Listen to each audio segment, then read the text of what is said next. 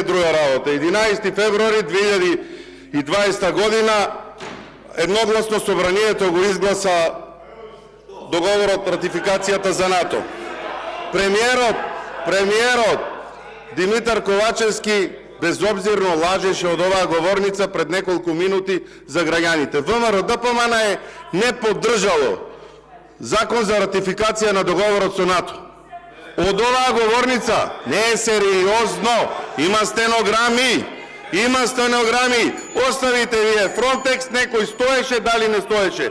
Да, утре Сабајле пред почеток на наредната седница со стенограмите ќе барам извинување. Не станувам јас така за нешто и да обвинувам премиер на држава. А премиерот, ако е доблесен, очекувам да се извини. Еве и вице-премиерот за добро поведение тука, се надевам дека ќе сугерира за да се извини премиерот. Благодарам.